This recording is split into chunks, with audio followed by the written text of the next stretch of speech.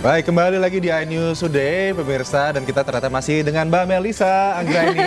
Kita masih banyak pertanyaan soalnya punya kita banyak nih. pertanyaan ya, karena kasus ini masih sedang menyita atensi publik yang sangat besar sekali begitu. Dan tentunya untuk melengkapi ya dialog kita pada pagi hari ini, kita kedatangan tamu spesial juga, ada Mbak Vera. Selamat pagi Mbak Vera. Halo, selamat pagi Mas Aldi. Terima kasih loh udah mampir di iNews Today. Oke. Dan pemirsa, kalau kita berkaca nih dari kasus penganiayaan David, sebenarnya boleh dibilang kasus-kasus yang mirip seperti ini agak banyak sih sepertinya ya. Pembulian, kemudian tawuran, gagah-gagahan remaja, kayaknya banyak banget beritanya berseliweran di televisi sampai saat ini. Nah, kita pengen tahu apa yang menyebabkan remaja kini semakin agresif dan bertingkah laku brutal seperti itu. Dan kita sudah kedatangan psikolog tentunya, psikolog klinis remaja dan juga keluarga Mbak Roslina Ferauli.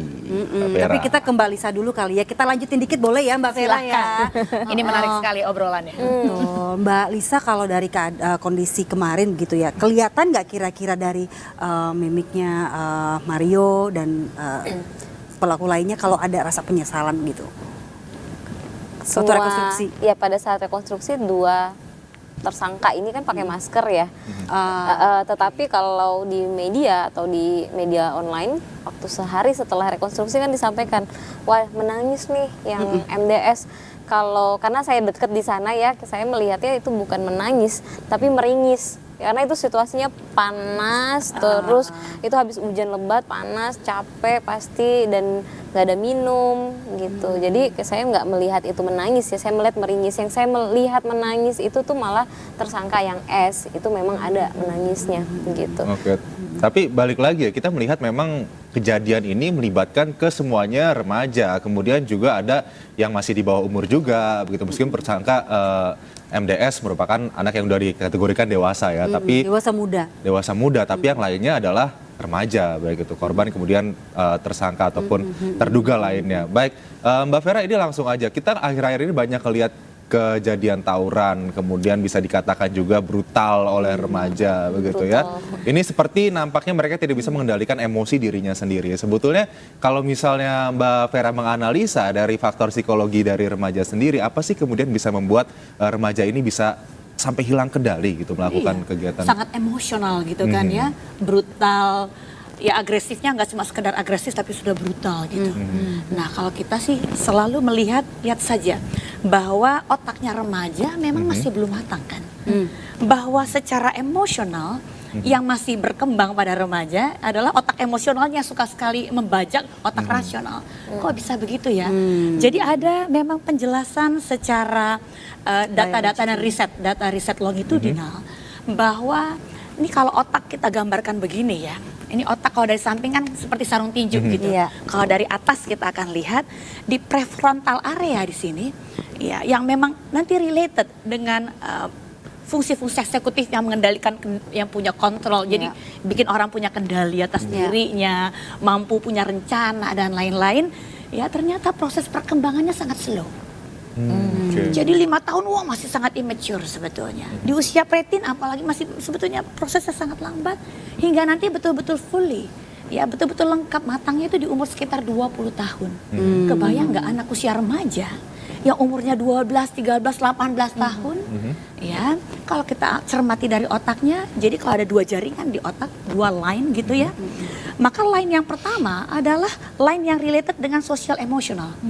Artinya apa? Nah jaringan ini yang sebetulnya sedang pesat di remaja, dampaknya apa? Mereka mudah sekali untuk tercetus secara emosional, respons-responsnya sangat emosional, ya meledak-ledak. Itu sebab seringkali kita kadang-kadang mempertanyakan nih anak remaja bisa sebetulnya mempertanggungjawabkan aksinya nggak sih? Jadi boleh nggak sih dikasih mobil sebetulnya? Boleh nggak sih dikasih senjata gitu? Nggak boleh. Saya punya di bawah supervisor nih sebetulnya. Gimana Ila? Iya. Saya punya pertanyaan. Nah, terus gimana cara kita untuk apa ya mendampingi masa-masa pertumbuhan itu tuh gimana ya? Karena kan kita lihat mungkin kejadian-kejadian yang baru-baru ini terjadi itu di masa-masa ujungnya gitu kan, kalau kata Betul, Mbak Vera itu jadi 20. Nah, Ujung-ujung gimana menuju sih dikategorikan pertanyaan dewasa agak ya. takut juga kan Iya, ya karena sebagai kita ibu. percaya kan yang namanya tindakan negatif atau agresif gitu ya, kita nggak lepas dari peranan orang tua tadi juga. kita bicara tentang aspek biologisnya Iya. ya, bahwa secara emosional mereka sedang meledak-ledak sensitif banget, dan secara sosial mudah dipengaruhi oleh teman-teman, itu Oke. pasti. Jadi yang satu ya nyenggol bacok gitu kira-kira Iya, kan ya. Oke. Nah itu dari aspek biologisnya. Secara psikososial nggak usah jauh-jauh. Secara psikologis nih anak berproblem nggak sih? Jadi jangan nyalain orang tua dulu atau lingkungan. Oke. Iya, Kita lihat anaknya dia punya temperamen bawaan seperti apa. Ada 4 anak dalam keluarga misalnya, yang satu Oke. wah sangat patuh, sangat baik. Yang satu lagi, aduh, ini anak betul-betul kalau boleh dipulangin kembali ke ibunya ke dalam rahim boleh nggak ya? Gitu kan ya.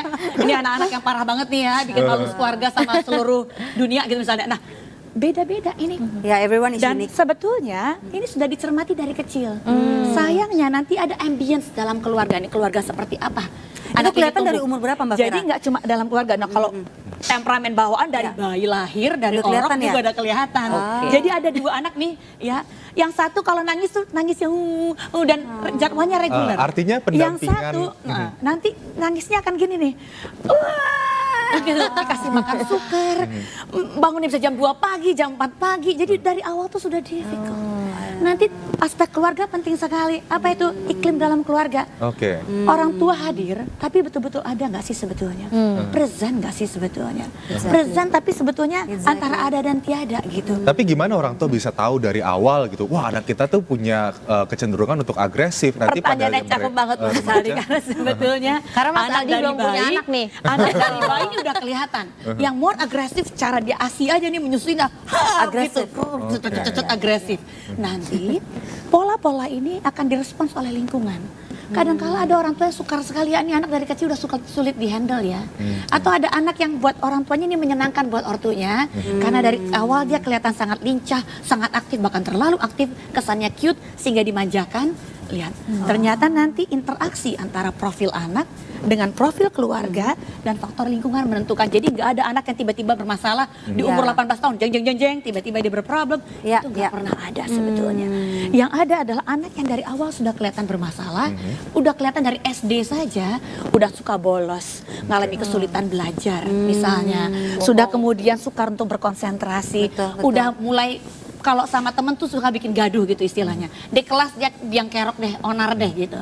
Kepekaan Kalau- orang tua di situ. Exactly. Kalau ternyata nggak ditangani dengan tepat, ya welcome join to the world, welcome join to the club. Ngadepin anak-anak model ginian, itu kalau dia sendiri. Kalau dia ngegeng dengan sesama anak seprofil dia, terbentuklah kepribadian kelompok. Oke. Di mana tiap anak udah enggak lagi Baik. bertanggung jawab atas aksinya, dan mereka nggak merasa bahwa dia bertanggung jawab atas Oke. aksinya karena dia dipicu oleh anak-anak lain. Mbak gitu. Vera, tips singkat saja mungkin bagaimana ini yang harus diatur oleh orang tua, harus diperhatikan oleh orang tua ke depan agar anaknya ini bisa Kalau udah terlanjur, terpantau amit-amit. gitu. Udah terlanjur Iya. 18 tahun. Gimana tuh, Mbak? Sesederhana Jadi orang tua monster. pernah berkaca ke dirinya sendiri nggak sih? Pernah ngaca nggak ya bahwa jangan-jangan orang tua pun sebetulnya dengan sesama pasangannya udah jadi model perilaku yang buruk buat anak. Kita nggak pernah tahu kan rumah tangga seperti apa di keluarga-keluarga tertentu. Ternyata jangan-jangan agresi dan kekerasan ada di dalam rumah tangga yang Oke. kita nggak pernah paham. Oke. Ya itu udah jadi model buat anak, model perilaku. Dan jangan Jadi, malu mungkin ya keluarga ini untuk konsultasi ke psikolog keluarga untuk ya, tidak ada masalah. mesti dikuatkan community base ini mesti dikuatkan sebetulnya. Bonding. Itu dia. Baik, terima kasih Mbak Vera, Mbak Melisa Anggreni juga terima kasih. Kita kawal terus kasusnya. Semoga Makasih, David mohon doa cepat buat David. sembuh. Terima kasih Mbak Vera. Semoga anak-anaknya juga mendapatkan pendampingan dan juga nanti kasusnya bisa lebih pencerahannya terlihat ya oleh masyarakat ya. Terima kasih Mbak Vera, Mbak Melisa. Makasih Mas Aldi.